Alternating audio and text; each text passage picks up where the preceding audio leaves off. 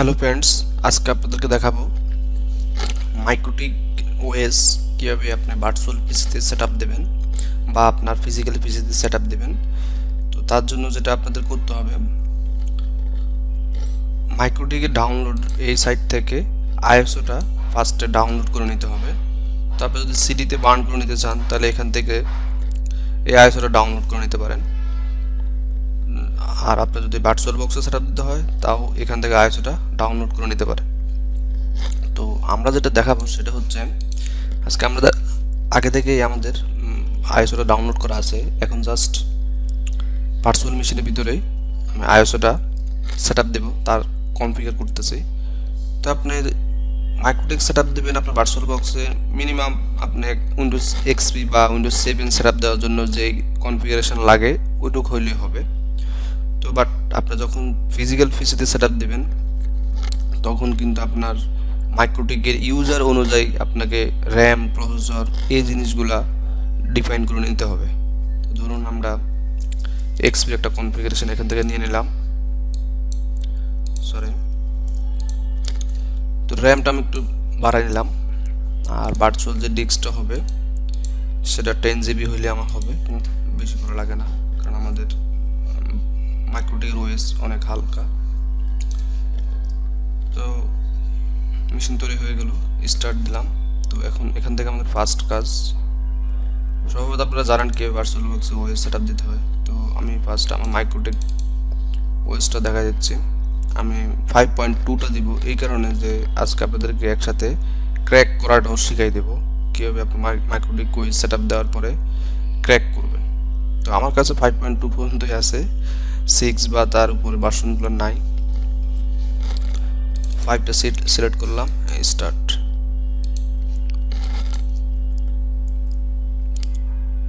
এটা হচ্ছে আমাদের ফার্স্ট লুক, এভাবে থাকবে। আপনাদের যা যা করতে হবে সেটা আমি বুঝে দিচ্ছি। তো ফার্স্টে দেখেন এখানে লেখা আছে welcome to MikroTik router OS installation. তো এখানে অনেক কিছু বলা আছে, যেটা আমার মেথড দরকার সেটা হচ্ছে এইখানে যেই অপশনগুলো লেখা আছে এগুলো হচ্ছে মাইক্রোটিকের কি ফিচার। এখান থেকে আপনি কোন কোন ফিচার নিতে যাচ্ছেন সেটা আপনি সিলেক্ট করে দিতে পারেন। তো আমরা যখন মাইক্রোটিক ওএস সেট আপ দেবো তো সম্ভবত আমরা সবগুলো ফিচারে নিব আর কি। তার জন্য অল সিলেক্টের জন্য আপনি এ চাপবেন কিবোর্ড থেকে, আর আই চাপবেন ইনস্টল করার জন্য। তখন এখানে বলবে do you want to keep old configuration, তো আমরা বলবো নো। আসলে আমাদের এই যে পিসিটা, এই পিসির আগের কোনো কনফিগারেশন আমার দরকার নাই।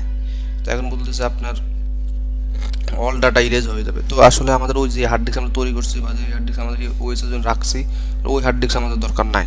তো এখানে আমরা কী করবো, ইয়েস দিয়ে দেব, পার্টিশন হয়ে যাবে। মানে এটা হচ্ছে মাইক্রোটিক সে নিজের মতো করে তার বুটেবল ডিস্কটা তৈরি করে নেবে, দেন ফরম্যাট হয়ে যাবে। ফরম্যাটের পরে রিবুট চাবে, তো এটুকু আমাদের একটু ওয়েট করতে হবে আর কি।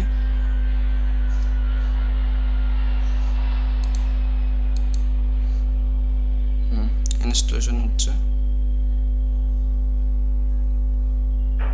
আর ফিজিক্যাল মেশিনে যখন ডিস্ক ডিভিডিতে রান করে বুট করাবেন সেম একই সিস্টেমে আসবে, ভার্চুয়াল বা ফিজিক্যালের ভিতরে কোনো পার্থক্য নাই কিন্তু। তো এখন বলতেছে software installed, press enter to reboot. তো আমরা রিবুট দিব, তার আগে আমরা আসলে ভার্চুয়াল বক্সে যখন কোনো ওএস সেট আপ দিই, ওই ওএস যখন সেট আপ হয়ে যায় তখন আমরা একটা কাজ করতে হয়, যে আমরা যে আইএসওটা দেখাই দিছি ওই আইএসওটা আমাদের আসলে এখান থেকে আনমাউন্ট করে নিতে হয়।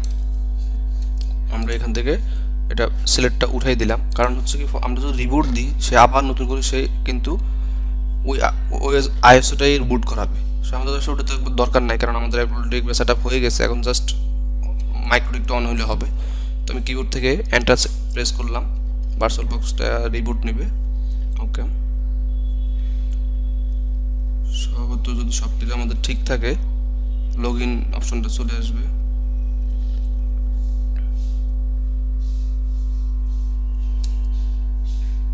ওকে, লগ ইন হয়ে গেছে।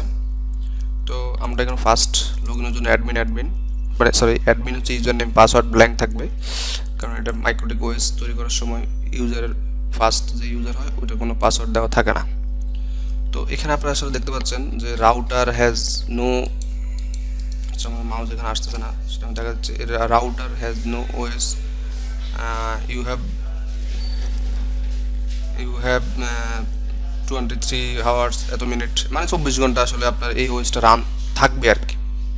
তো আপনি যদি এই ওএসটা রান রাখেন বা আপনার এই পিসিটা যদি রান রাখেন, আপনি 24 ঘন্টা পর্যন্ত এই ভার্চুয়াল বক্সের ভিতরে বা আপনার ফিজিক্যাল মেশিনের ভিতরে এই আইএসওটা বুট হবে বা রান হবে। এরপর কিন্তু আলটিমেটলি আপনার এটার কাজ করবে না।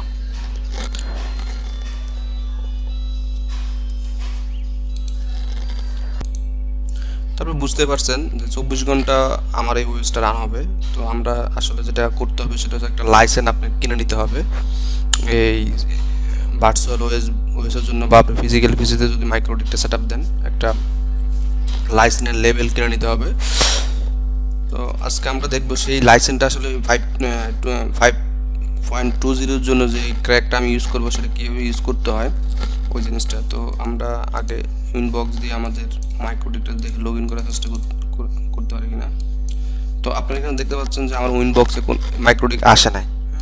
এটা আমার অন্য একটা মাইক্রোডিক, ভার্চুয়াল বক্সের তো এখন আসে নাই। তার মানে হচ্ছে আমার নেটওয়ার্কের যে সেটিংটা ছিল সেটা হয়তো একটু আমার এর সাথে ম্যাচিং করা নাই। তো এখানে নেট থাকলে আপনার কখনো উইনবক্সে শো করবে না। আপনি করে নিতে হবে হয় হোস্ট অনলি, না হয় ব্রিজ করে নিতে হবে। ওকে, ব্রিজ করার পরে আপনি জাস্ট ওকে দেন। এটা একটু সময় নেবে হয়তো। আমরা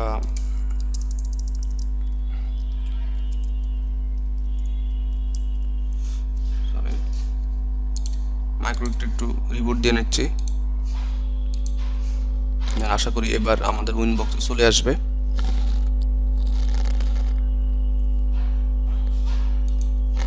ওকে, মাইক্রোডিক অন উইনবক্স, আশা করি চলে আসছে। ওকে, এই যে x86 এর মানে হচ্ছে আপনার ভার্চুয়ালি এই ওয়েবসটা সেটআপ দেওয়া আছে।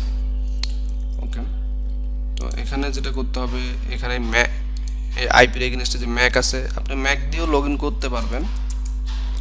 যদি ম্যাকে যদি না হয় ফার্স্ট টাইম, আপনি কি করবেন, আইপির বক্সের বরাবর যে একটা ইউআরএল লেখা থাকে ওইটাতে ক্লিক করে লগ ইন হয়ে যেতে পারবেন। হচ্ছে না, সো তাহলে আপনি এখানে ক্লিক করতে হবে, যেন লগ ইন হয়ে যাবে। তো এখানেও দেখেন একটা ওয়ার্নিং চলে আসছে যে এই আপনার ফুল ফাংশনটা 23 ঘন্টা পরেই অটোমেটিকলি স্টপ হয়ে যাবে। তো যেটা করবো, আমরা লাইসেন্সটা দেখে নিচ্ছি, লাইসেন্সের কোনো লেভেল নাই, এখানে টাইম অলরেডি কমতেছে। তো আসলে আমরা কীভাবে ক্র্যাক করবো সেটা একটু দেখান। আমার কাছে ক্র্যাক ভার্সনটাকে একটু ওপেন করে নিই। আইএসও এই ক্র্যাকটা আমি রাখছি, কারো যদি লাগে আমাকে জানাতে পারে, আমি দিয়ে দিব। তো এখান থেকে যেটা করবো, জাস্ট ইনপুট ক্র্যাকটা দেখা দিচ্ছে যেখানে ছিল। ওকে, রাউটার আবার রিবুট নেবে, দেন অ্যাক্টিভ হয়ে যাবে। তো আমি আগে বলে যাচ্ছি, এখানে দেখেন 11.0, আশা করি এটা অ্যাক্টিভ হয়ে গেলে এক্সপায়ার ডেটটা চলে যাবে। ওকে, রাউটার অটোমেটিকলি রিবুট নেবে এবং আমরা আবার লগ ইন করবো উইনবক্স দিয়ে। ওকে, রাউটার রেডি, আমাদের উইনবক্সও রেডি, কানেক্ট। এখন দেখেন ওই মেসেজটা কিন্তু এখন আর আসে নাই। তো এখান থেকে আপনার হিস্টোরি থেকে লেভেলটা একটু চেক করে নিতে পারেন।